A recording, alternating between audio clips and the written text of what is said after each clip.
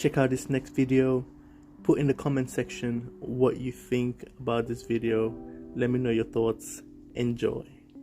Hello everyone, my name is Rachel and welcome back to another true crime video. So the case that I have for you all today is one that is truly a dark, tangled web. It involves the death of a woman who is known to be this kind, caring woman who worked in a field where only the strongest and most empathetic people can work. But as they investigate more into her death, they find out so much more than they expected, and the suspect in this case is literally the last person that you would think of. It's such a crazy case with a lot of twists and turns, so strap in, it's going to be a wild one. With that, let's just get into today's case. Today, we are going to be discussing the murder of Christina Parcell. 41-year-old Christina Parcell worked as a veterinary technician at Foothills Veterinary Hospital in Greenville, South Carolina.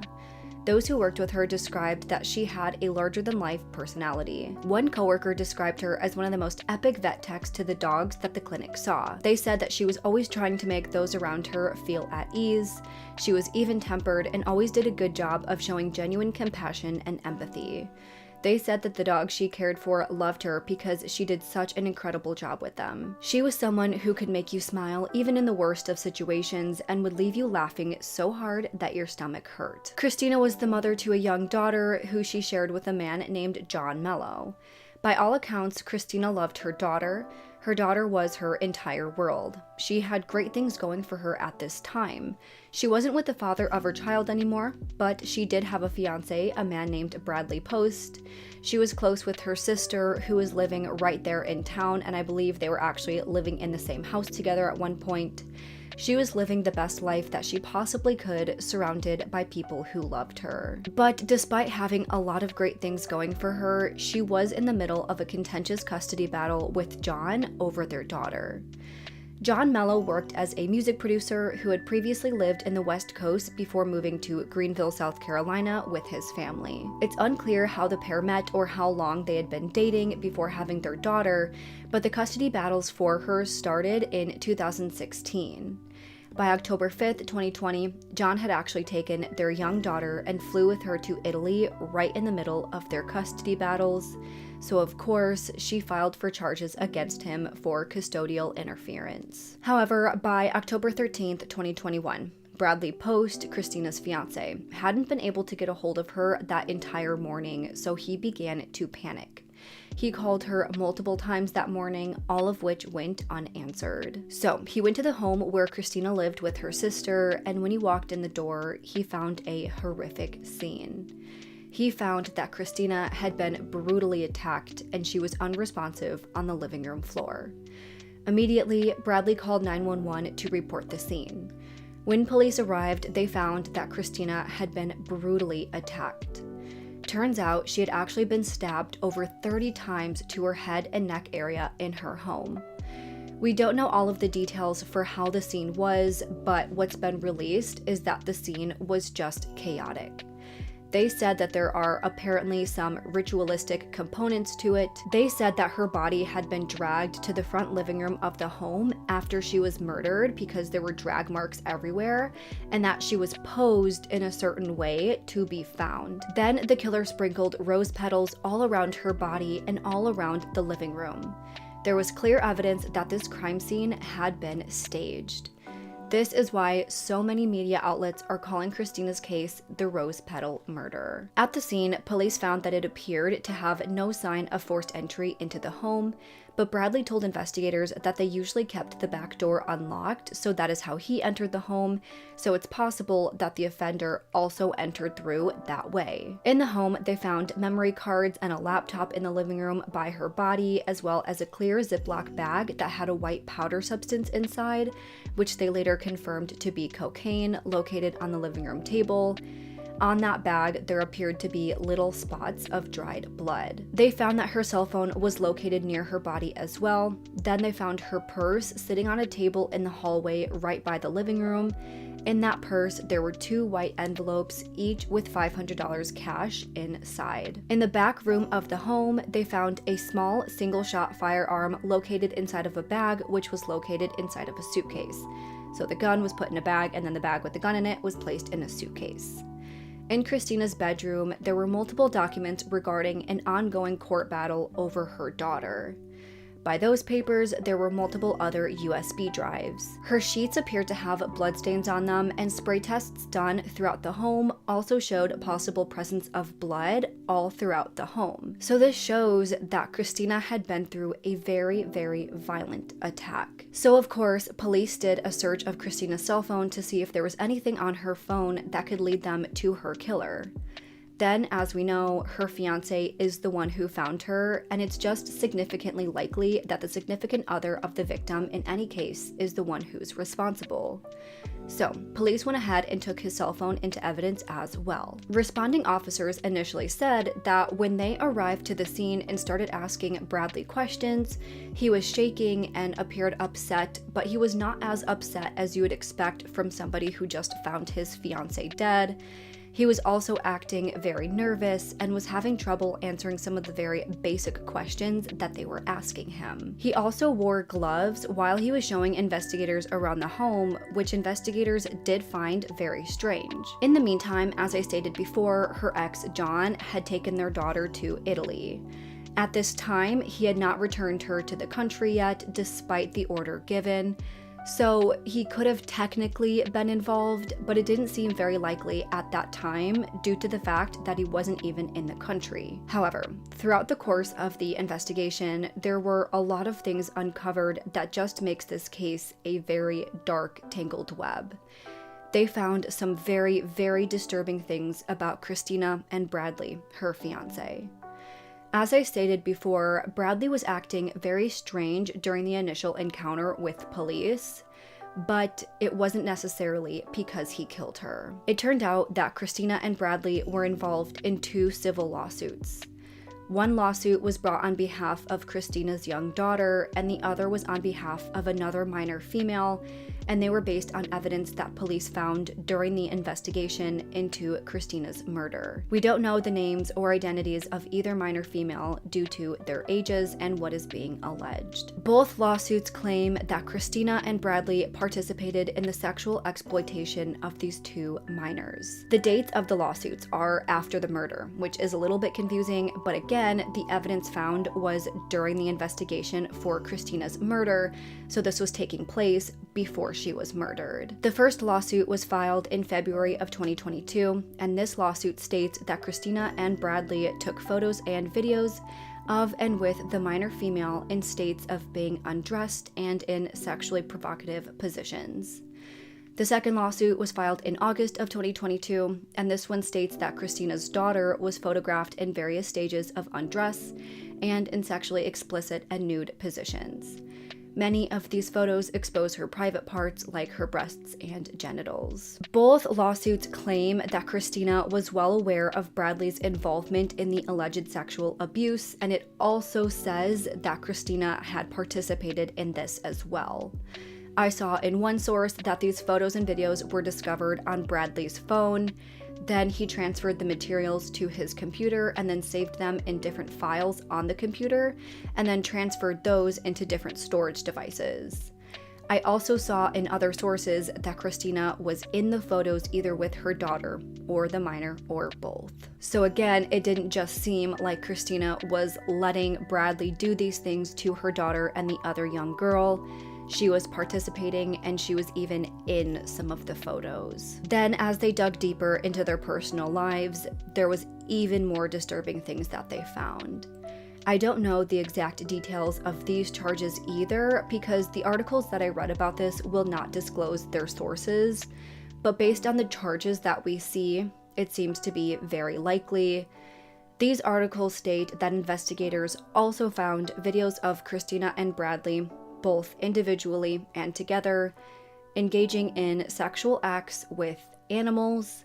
Reports say that there are multiple dogs in particular who have been victimized by both of them. Apparently, with Christina's job, she not only took care of the dogs as a vet tech, but she also frequently brought them home to foster them for short periods. And allegedly, that is when these acts would happen. According to court documents, Bradley is charged with buggery, which is defined as any sort of sexual activity between animals and humans. The law states, whoever shall commit the abominable crime of buggery, whether with mankind or with beast, shall on conviction be guilty of felony and shall be imprisoned in the penitentiary for 5 years or shall pay a fine of not less than $500 or both at the discretion of the court. I don't know if these charges have stuck, but I do know that he has not yet gone to trial on any of the things that he's been accused of.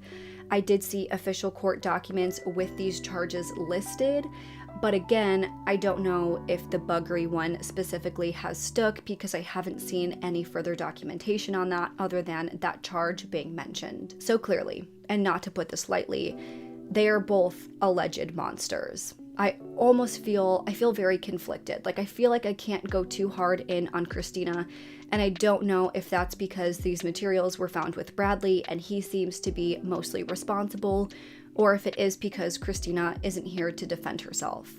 But at the same time, I know that she is gone, but if she is involved with this, I can't say I feel too sorry for these things coming out about her and her not being able to defend herself.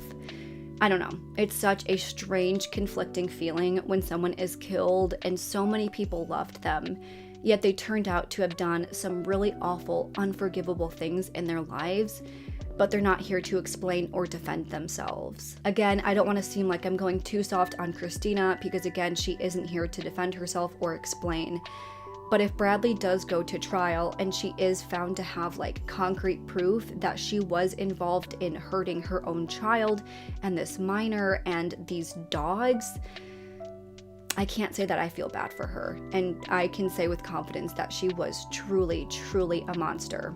But until then, I do just want to give her a little bit of grace until it's confirmed that she was involved in these things. Either way, after finding these disturbing images and videos, Bradley Post was arrested on October 19th, 2021 on 7 counts of sexual exploitation of a minor, 1 count of sexual misconduct with a minor, and 1 count of buggery. But despite finding this disturbing evidence and being arrested, police did not think that Bradley had anything to do with Christina's murder. They again think that he was acting so nervous and suspiciously because the walls were closing in and they were going to find out about his disgusting fetishes. Like I said, John Mello had left the country with their daughter on October 5th, 2020. Well, he returned back to the country by October 21st, 2021, just 2 days after Christina's murder. Upon his return, he was served with a custodial interference warrant and he was placed into custody. Once in custody, there was a spot where you could name someone on the relationship portion of the booking paperwork. On that portion, he named a then 29-year-old man named Zachary Hughes. That was the only person that John put down as someone that he had a close relationship with. Him putting Zack down meant that he was allowed to pretty much only communicate with this man while he was incarcerated. He also named Zack as having exclusive rights to obtain his luggage and medication from the airport since he was arrested before he was able to collect these items. At the time, it seemed like Zack was just a random man, and they really had no idea what connection he had with John. But after looking further into his background, they did figure out the connection. Now I'm going to talk more about Zack Hughes and his background. Zack was born and raised in Morro Bay, California, to his parents Dave and Mindy Hughes. He had one biological brother named Eli, and the family stayed in California for quite some time. However, by 2005, David and Mindy took the family and their lives in a whole new direction. They moved the family across the country to Virginia, and once there, they decided to adopt 5 additional children into the family.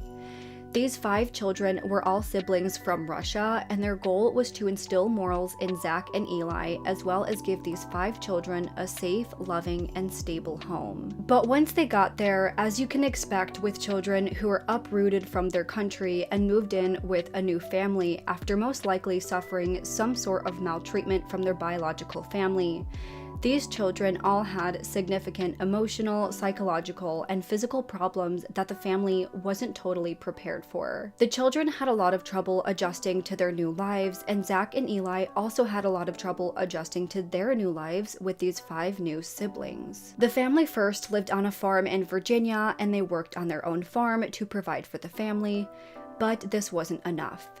Zack, the oldest, had to step in and sort of take on a caregiver role in order to help take care of his new siblings. Obviously, this caused a lot of stress for Zack. So in order to deal with his life at home, Zack took to music as an outlet. His parents bought him a piano when he was little, and he quickly took to it. He basically played that piano whenever he could, and he was really good. By high school, Zack started participating in competitions, and he won first place at the Southeastern Piano Festival. Because of that, he got to perform solo with the South Carolina Philharmonic Orchestra. By 2010, he applied for the Juilliard School for Piano Performance, a highly competitive performing arts school in New York City, and not only was he accepted, but he was offered multiple scholarships. While there, he did very well. He made tons of friends and exceeded in his schooling. He was the only student from the US chosen to play in the Kyoto International Music Festival, along with 11 other students chosen throughout the world. He was described by those around him as a loyal friend, a great listener with strong morals, and a big heart for defending those who needed help. He spent his spare time using his musical talents to play at hospitals and nursing homes and rehab facilities, brightening the days of everybody who got to listen. By 2018, he attended the University of Tennessee to earn his master's degree in piano performance.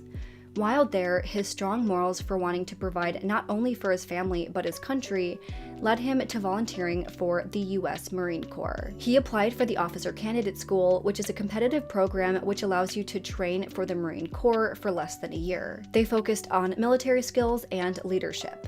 But 2 weeks into the training, unfortunately, he suffered stress fractures to both of his legs, which caused him to have to withdraw. Then he decided to pause his academics as well. This was because he was contacted by a woman who was looking for a talented pianist to play at the christening of a church in Greenville, South Carolina. And he accepted, moving from Tennessee to South Carolina, and he decided to stay there and he would perform at the church. Him and the church came to an agreement that all the donations they received from those attending the performances would be split 50-50 between him and the church. By early 2020, when COVID hit and large gatherings were limited, Zack had to turn to other means to make a living. He got an electric keyboard and started performing in large open public spaces. He also provided virtual piano lessons during this time as well. So we can see that Zack is a talented young man who came from relatively humble beginnings.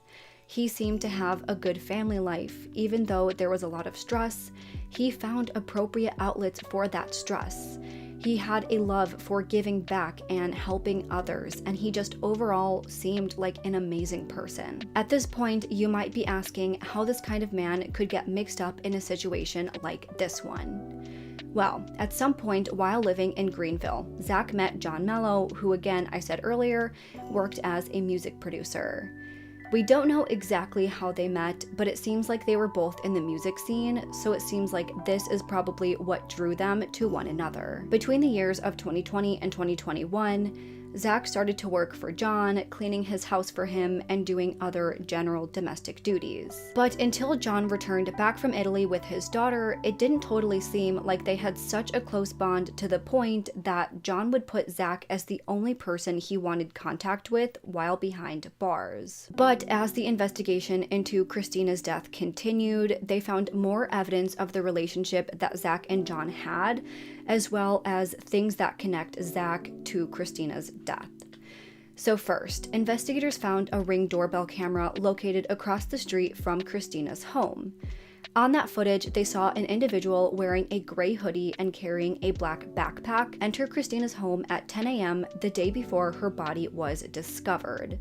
A few hours later, this video captured the same man leaving Christina's house, riding a bicycle, and concealing their identity with an N95 mask and wearing the hoodie over his head. This led police to examining other cameras around the area as well. The cameras that they looked into are called flock cameras, and these are license plate reading cameras that store the data from every vehicle that it captures. It showed that on the day before Christina's murder, as well as on the day of Christina's murder, the flock camera captured Zack's truck driving by with a bicycle located in the bed of the truck. This bicycle was the same one that was seen being ridden by the man who left Christina's home on the day of the murder, around the time that it was thought that she was murdered. Using this, police executed a search warrant on the home where Zack lived. And they did end up finding a bicycle matching the bicycle I just mentioned in the home. During the execution of the search warrant, police also confiscated Zack's phone. There was a passcode on the phone, and police weren't able to get into the phone, but they were able to download some data from it. They were able to download the WhatsApp conversations between him and John Mello, geolocations from Google, text messages, phones, emails, and data that shows when the phone was turned off and on, and when it was placed into airplane mode. Now, there were about 1,769 text messages sent between John and Zack on WhatsApp, but a lot of these messages were scrambled, so that means that the words and the sentences are mixed up and the messages themselves are out of order. So I will talk about what messages we do see that appear to be significant to the investigation. I will post pictures of the text messages if I can, but again, they are scrambled up, so what I say, which is the proper English, will look different from what the text itself says. On April 17th, 2021, 6 months before Christina's death, John tells Zack that he got Christina's personal phone number. He gave it to Zack, and he asked Zack to harass the shit out of her. After that, there were multiple other conversations from there. A lot of the conversations outline how close of a relationship the two shared, but I haven't seen too much information beyond that. But they also did find significant communication between October 8th through the 13th. On the 13th, the day of the murder, John asked Zack, in what appears to be a cryptic message, "How did the music research go?" And Zack replied, "Good, I'll tell you over the phone." So it doesn't appear that they were actually talking about music research, that they were talking about something else in a cryptic way, so that, Zack could tell John that he wanted to tell him over the phone without saying like, "Hey, let's talk about the murder over the phone because I don't want to text about it." That was what is assumed from these text messages. Because they didn't have the passcode, they couldn't find the exact dates and times for the location data on the phone. So even if the phone did show that it was by Christina's home at some point, they couldn't say when he was by the home, so that wasn't going to be really helpful for the investigation. But they were able to see that the phone was placed on airplane mode 2 different times on October 13th, the day of the murder, which again can say that he wanted to conceal where he was on that day. Based on the evidence that they found at this point, a warrant was put out for Zack's arrest.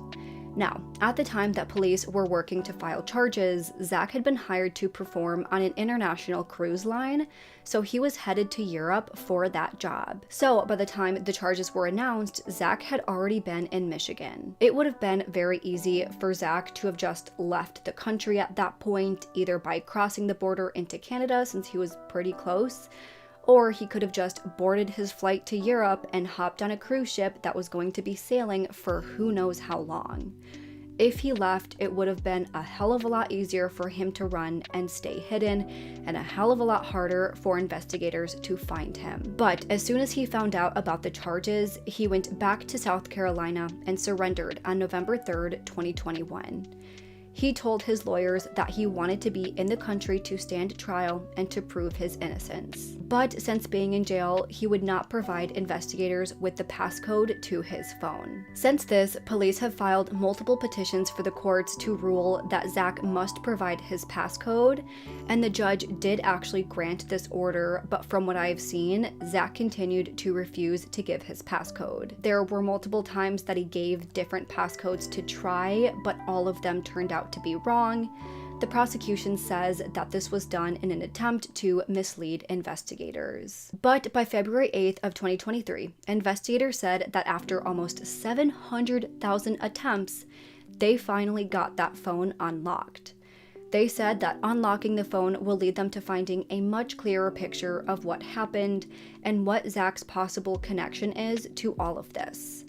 But as of right now, they have not yet released what new information they have found on Zack's phone. In addition to this digital evidence that they have gathered, prosecutors in the case have also stated that Zack's DNA was found under Christina's fingernails, which says to them that Zack was the one who viciously attacked Christina. Prosecutors allege that this crime was the result of considerable amount of calculation and planning. During the various court hearings since Zack has been held in jail, the prosecution discussed all of the evidence that brought them to the point of arrest.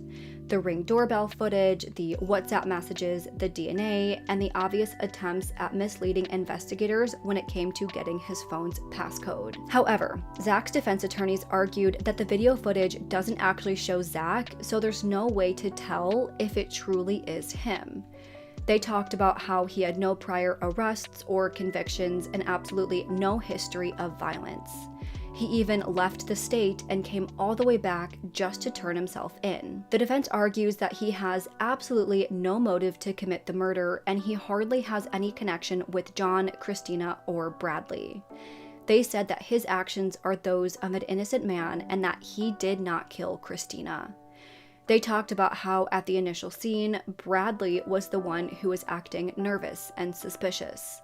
He is the one with a motive and a connection to the victim. Zack maintains his innocence to this day. The facts that show Zack Hughes tied to this case and the basis of the arrest warrant show that about 10 o'clock that morning, a Ring camera from across the street shows the defendant dressed in a black hoodie and a backpack entering the front door. The defendant is seen on camera from another Ring camera leaving the subdivision on a bicycle. By way of background, Christina Parcell has a daughter who is around the age of 9, and she was engaged in an extremely contentious custody battle with the father of the child. The father of the child and Zack Hughes are very close friends, and Your Honor, we have, and I'll go into it a little bit, we have emails and texts showing their close relationship, as well as when the father of the child was arrested for custodial interference for leaving with the child to Italy. When he was arrested, on his jail screen, he put, the only family member that he put on the jail screen was Zack Hughes. So the relationship is very, very close. I want to make sure that Your Honor knows that Zack, and we said this in our memorandum, based on the discovery that's been produced, there's no evidence that we're aware of that establishes a connection between Zack and the victim in this case. Just a little bit about Zack Hughes, the person that Mr. Mormon and I have gotten to know these past months, and the person for whom all of these people are here in this courtroom today. First thing that I think that becomes apparent about Zack in getting to know him is that he is just remarkably gifted, both musically and intellectually. He's highly and widely educated. I want to point out that he has a history of giving up himself to the community and bringing joy and happiness to others through his art, through his music. I would point out that he also gave of himself to his country. And I'll get into that in just a moment. But probably what stands out to me most glaringly is how widely admired, respected, and loved he is. The outpouring of support has been like nothing I've seen. We've just been inundated with calls and emails and letters from the very beginning of our representation, from professors and former classmates at the Juilliard School where he got his undergraduate degree, from his prior piano teachers, from parents of children that he taught piano lessons to, from lawyers and other professionals, from former employers and co-workers, from classical musicians across this country and actually from other countries. And just from ordinary people who have been touched by his performances and who got to know him that way. Your Honor, Zack's background and his past actions demonstrate that he's not a danger of flight. Mr. Mormon touched on this, and I will just touch briefly on it as well. But first off, Zack has no prior history of the criminal justice system. He has no convictions. He's never been charged. He has no pending charges. In fact, the opposite is actually true.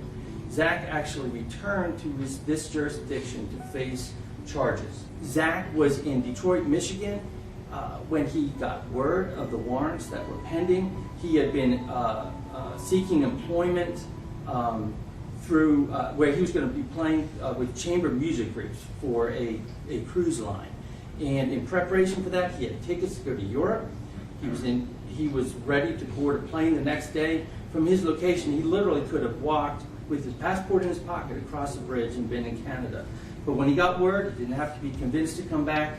He came back. He walked into a rental car establishment. He rented a car. He drove through the night. He came back and he turned himself in. Since Zack's arrest, the courts have received upwards of 52 letters from various people who all knew Zack, all to support him and talk about just how great of a person he is. I read a bunch of these letters, and so many people, from his classmates to teachers and friends and family, all came out in droves to show their support for Zack. They talked about his extensive history of volunteering, working hard, and helping others. They talked about how amazing he was to be around and to watch perform. They talked about how intelligent and kind he was, and anybody who knew him was lucky to have him as such an amazing person in their life. They argued that Zack was not a flight risk, nor is he any danger to himself or others. So many people believe that he not only should be granted bond to await trial at home, but nobody thinks that he could have done anything like this. At his bail hearing, he asked to be given a $100,000 bond. He asked that he be on house arrest with his parents, and he agreed to have no contact with the family of the victim. But he was denied bond, and he is now awaiting trial in jail. So Mr. Hughes can hear it. I'm going to deny bond based on everything I've heard today. I will allow the defense to revisit that should their DNA expert produce conclusive evidence that might contradict some of the state's evidence, and should the phone records become of importance and relevance in determining that he was not involved in this offense.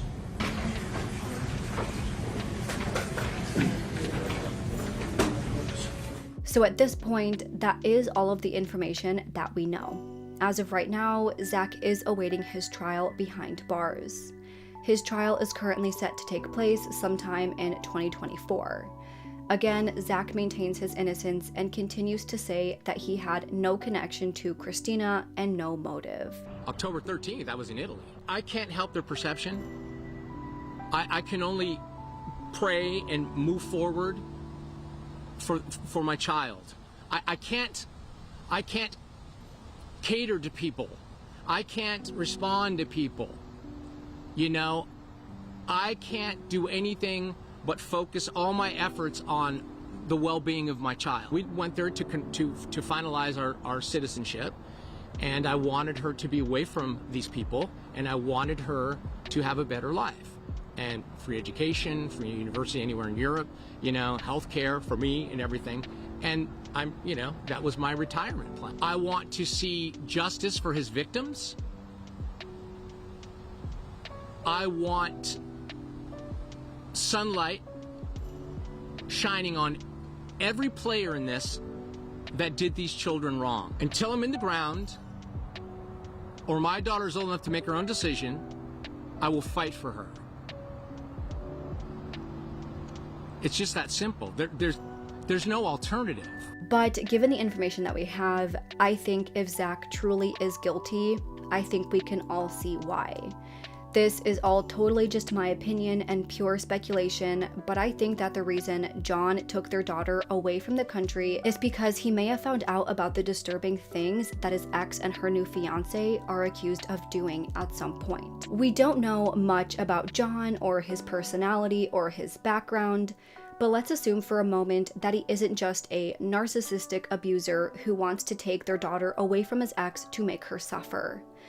I think most people who go to that great of lengths to get their child out of the situation that they're in with the other parent are doing so because they feel that the child is in danger for one reason or another, whether it's justified or not. So I think that John may have found out about what they were allegedly doing, and he wanted to get his daughter as far away from them as possible. But then after that, it could have gone a number of different ways. Maybe John told his friend Zack about the allegations and Zack was very disturbed. As we know, throughout his life, Zack has felt this innate need to do what's right. He wanted to do whatever it was his moral compass said was right.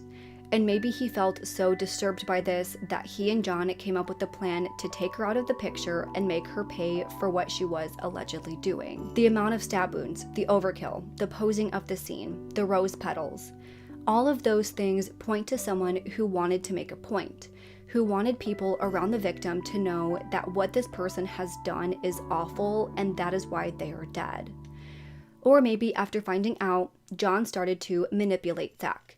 Maybe John had a plan all along to take advantage of a younger guy who he knew just wanted to do the right thing. Maybe after months of talking about it and convincing, John convinced Zack to kill Christina in order to protect his child. Because I do think that protecting their daughter and the other child and the animals would have been the reason why Zack would think that killing Christina was a moral thing to do. Again, even if it wasn't Zack's idea to begin with, he could have still been so angry and upset at what Christina was accused of doing that he took it out fully when he stabbed her those 31 times.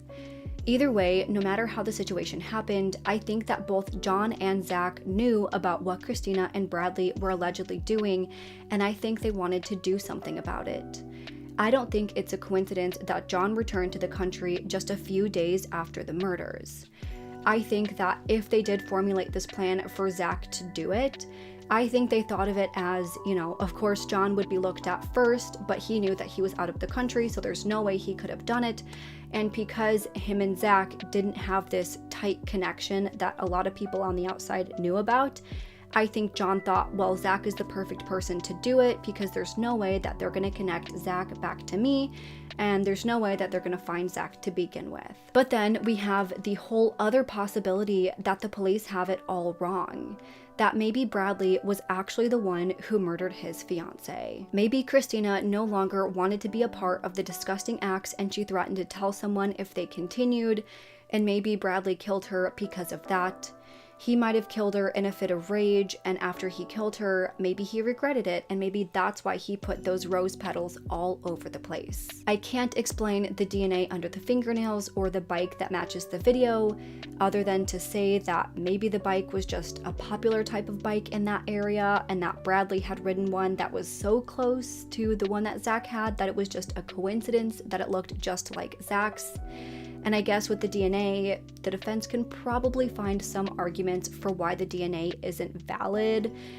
They do that a lot. They could probably say the testing was wrong, or it was touch DNA, or it was transfer DNA, or something like that, that could maybe say that Zack wasn't the one responsible, but I don't know all of the details of the evidence that they found. But when it comes to either of these men being involved, it doesn't make complete sense. With Bradley, he has to know that a murder investigation is going to lead investigators to going through his stuff and finding everything out. He had to have known that, and the fact that he didn't destroy all of the evidence before police got to it says to me that he probably didn't kill Christina because, again, she was killed about, I think, 30 hours before she was reported to the police. So that's a long time for Bradley to have destroyed a bunch of evidence. So I don't think that he necessarily is the one responsible for killing Christina, because I do think that he would have gotten rid of any evidence that points to his involvement with this child abuse and animal abuse. I do think that after she was murdered, he probably was nervous because he knew about all of the stuff that he had been doing, and he probably knew he was going to have his stuff searched, and he probably knew he'd be caught, even if he wasn't the one that killed her himself. And when it comes to Zack, I think it makes even less sense. Someone with such a bright future, with so much talent and such a strong moral compass, it just doesn't make any sense. I know that if I had someone I knew that was doing the things that Bradley and Christina are accused of doing, I would want to do something too. But even if it was my best friend or very close friend or significant other or anybody else very close to me who I found out was doing these nasty things, I don't think I could go to those lengths. I would want to, anybody would want to, but in the end, I would want them to have to go in front of a judge and face the consequences for what they did. And even if you did go to those lengths, it's because it's someone that you personally know. So then throw in the fact that now, instead of someone close to you, it's a friend of a friend, someone you don't know. I get that you still see your friend upset, and I would be very upset even if I didn't know the person. I'm very upset that these people did this and I don't even know them at all. But you still see them suffering from what that person did, and you still know that children and animals are suffering. But I don't see how someone from such a normal background with no history of violence, and in fact, they're such a great person and they do so many great things, just jumps to this level of violence and does this. It's not like he just went in there and poisoned her or shot her one time and left. 31 stabbings is a very long time, and then to drag the body and pose it, that is violent. That's very violent. That's a brutal attack.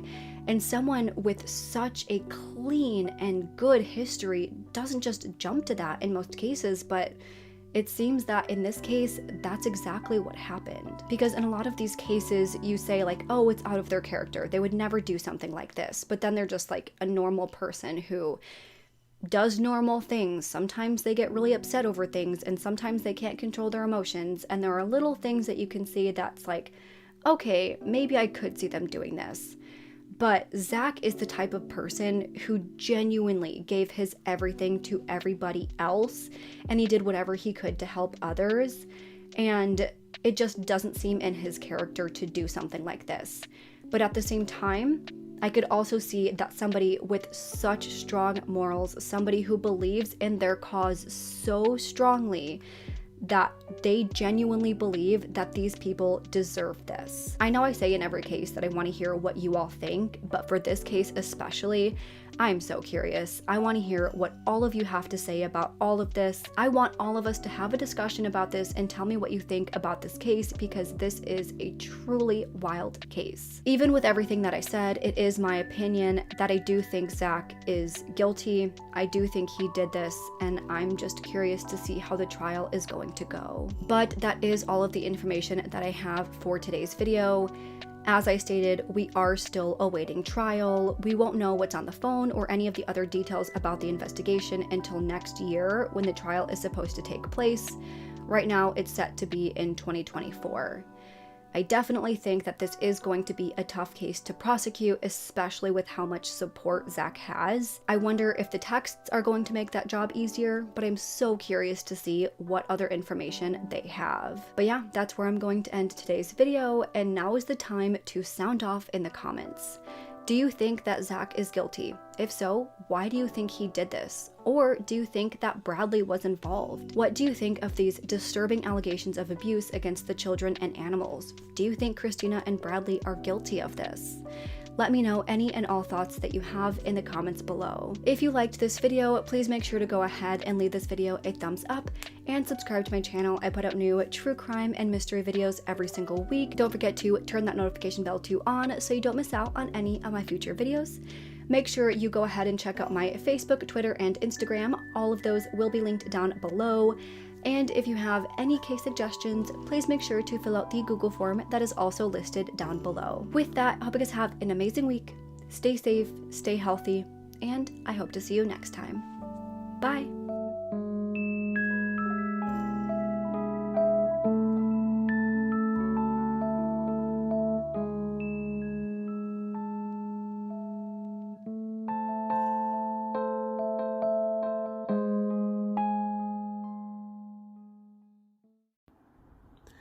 Thank you for watching. I hope you enjoyed that video. Please remember to support me, follow me, like, share, and subscribe. I'll see you on the next video. One love.